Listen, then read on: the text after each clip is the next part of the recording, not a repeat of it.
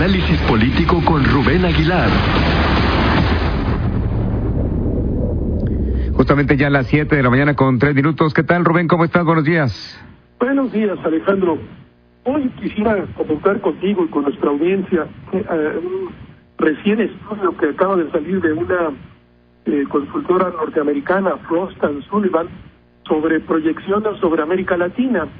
Héctor Aguilar Camín, escritor, director de la revista Nexos, suele decir que en general los mexicanos tenemos folders con información antigua y que no la estamos renovando. Me parece que este estudio renueva muchos de los datos que tenemos sobre América Latina. Un primer dato, México participa, es el único país de la región que participa de dos realidades. Por un lado, está en América del Norte geográficamente y forma pues parte del tratado de esos tres países, pero también forma parte de la América Latina, y estos datos pues corresponden también a México. Un primer dato es que hacia el 2025, dentro de apenas 8 años, el 70% de la población del área va a ser considerada, estará en posición de clase media. Y esto implica cambios muy importantes en las tendencias del consumo, porque ya no solo es el gasto referido a lo básico, sino también a lo que se llama gasto discrecional, que son otros bienes que de corte no necesarios o no básicos, que dinamizan los mercados internos. El área tendrá dentro de 8 años 637 millones de habitantes, y de esos el 82% vivirá en ciudades. Será, si no la más, una de las más o la más área urbanizada del mundo. Seguirá este proceso de despoblamiento de pequeñas comunidades campesinas y concentrándose en las ciudades. Para ese tiempo, para 2025, habrá, dice el estudio, 6 megaciudades. La más grande de ellas será la Ciudad de México, con 23 millones de habitantes, incluyendo su área metropolitana. Sao Paulo seguirá muy cerca, con 22.9 millones, Río de Janeiro con 13.8 millones, Buenos Aires con 16.4 millones, Lima con 11.5 millones y Bogotá, la capital de Colombia, con 11.13 millones. Esas ciudades, solo esas ciudades, van a concentrar el 38% del PIB de toda la región, lo cual es, pues, indica la importancia que tendrán esas 6 megalópolis hacia el año del 25, que ya lo son, pero van a radicalizar su posición.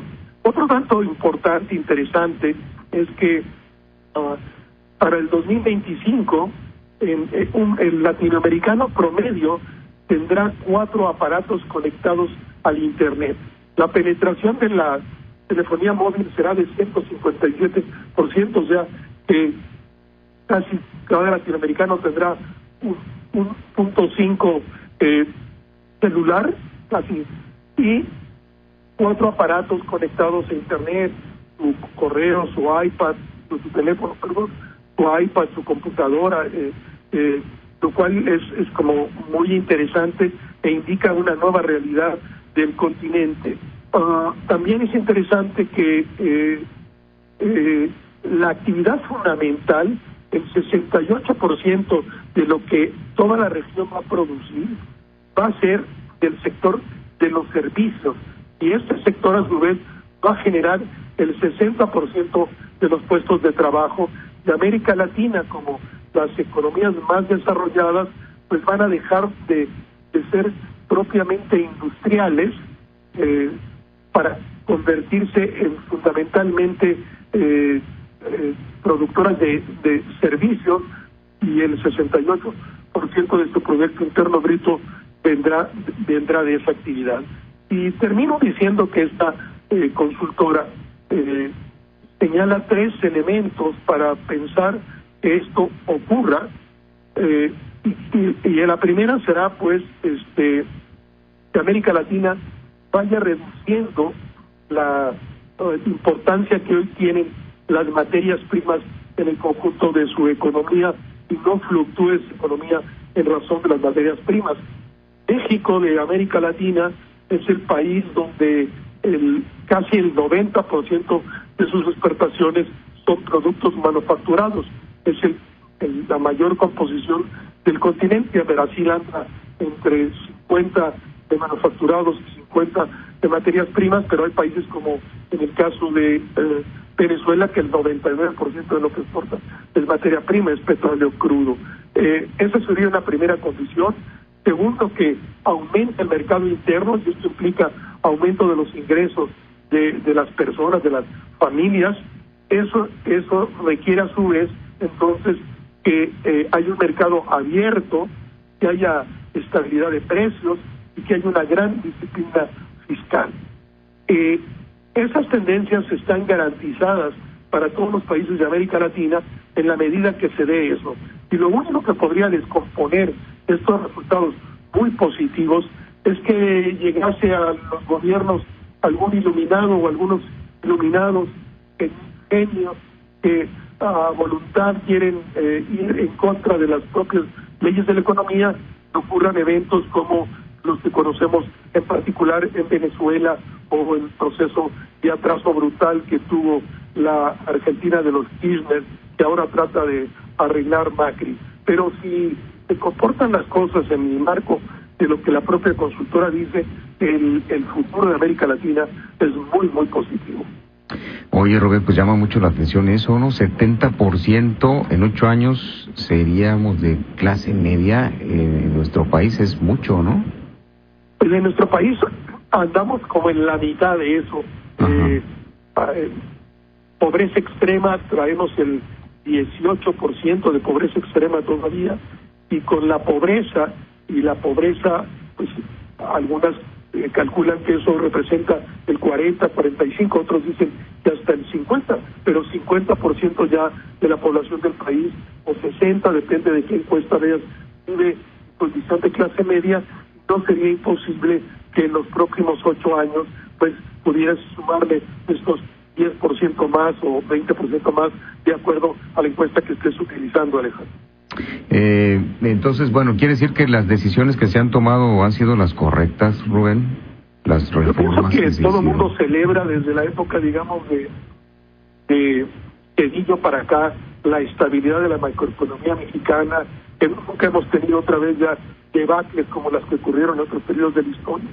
El país crece mediocremente, pero a un promedio de 2% anual, que nada tiene que ver con el -5, -6, sostenido de los últimos 3-4 años de decrecimiento del Brasil, por ejemplo, que tuvo un crecimiento brutal unos años y luego de crecimiento. Nosotros hemos estado muy estables, es mediocre, podríamos acelerar el proceso, pero en todo caso ese mismo proceso mediocre sostenido da buenos resultados y implica cómo vamos reduciendo la pobreza extrema, cómo vamos garantizando mayores niveles de escolaridad, mayores niveles de salud.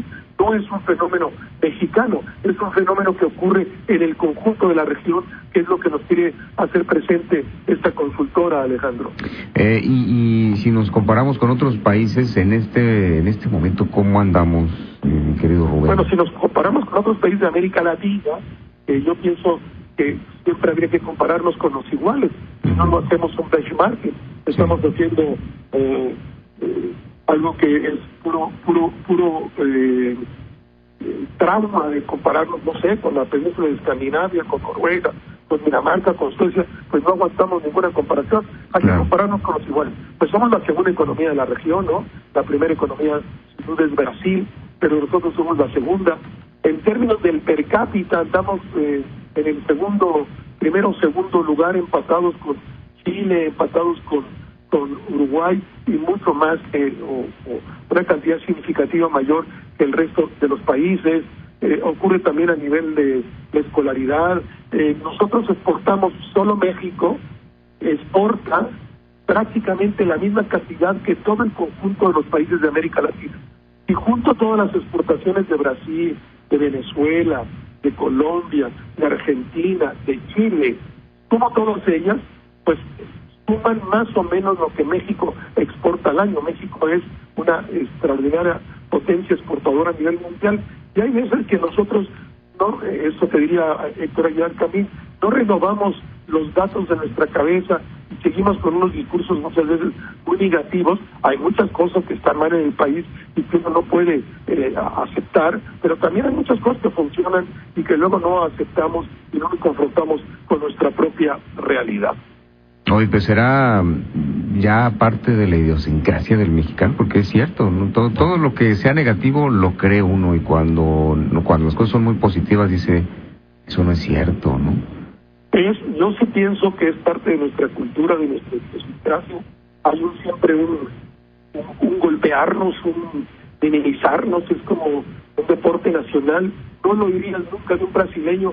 Están pésimos, llevan 3-4 años seguidos con menos 4 o 5% de crecimiento, los problemas brutales de inestabilidad política, los robos, la corrupción de toda la clase política, etcétera, etcétera, etcétera, pero ellos siempre dirían que están bien. En nuestro caso sí hay una tendencia cultural que ya la manejaba Octavio Paz, El laberinto de la soledad, un libro que tiene 60 años ahora, sí. Y algunos de los psiquiatras que han escrito sobre Ramírez, que han escrito sobre la idiosincrasia mexicana, sí, cómo tendemos siempre a autoflagelarnos, autoglopearnos, a dar por bueno siempre todo lo malo. Ocurre mucho con la prensa también, pero cada vez que hay una buena noticia la dudas y dices no es cierto, pero ahí están los datos, y la única manera es confrontarse con datos, no con sentimientos, y México pues no, queremos que sea mucho mejor de lo que es, queremos que sea mucho más justo de lo que es, queremos que sea mucho más exigente en la aplicación del Estado de Derecho de lo que es, pero por otro lado tiene cosas muy exitosas, y si te comparas con otros países de América Latina, pues estamos, no diría bien, muy bien. Y entonces también hay que empezar a reconocer todo eso, ¿no? Porque en la medida en que lo que reconozcamos, pues igual nos puede ir mejor, ¿no? Porque hay gente que ve las cosas tan mal que incluso se va del país y no aporta pues al crecimiento de México. Desde luego, y no las grandes empresas que ya ves que llegan, todas las que están aquí, ahora las licitaciones del petróleo llegaron todas, la industria automotriz, porque ellos sí saben qué significa México, saben que es un mercado de 120 millones de gentes, con una capacidad de compra cada vez mayor, frente a la mayor economía del mundo, con 3.200 kilómetros de frontera. Son cosas que sí los otros ven y que nosotros tendemos a no ver en esta lógica de autoflagelarnos, golpearnos, lo cual no implica que no reconozcamos nuestros problemas, pero solo cuando ubicas bien el problema puedes solucionar el problema. Si estás pensando que son problemas, cosas que no son, pues estás haciendo un mal diagnóstico de tu propia realidad, y es muy difícil así ayudar a que cambien las cosas. Nosotros como país estamos claramente en estas tendencias que propone esta correduría o esta consultora norteamericana Frost & Sullivan, a partir de datos del Banco Mundial y la CEPAL, haciendo la proyección hacia los próximos 8 años, Alejandro. Bien, pues como siempre muy interesante el análisis que haces, mi querido Rubén Aguilar. Un abrazo, Alejandro, un abrazo para nuestra audiencia y buenos días a todas y todos. Igualmente, muy buenos días, es Rubén Aguilar, analista político, 7 de la mañana ya con 17.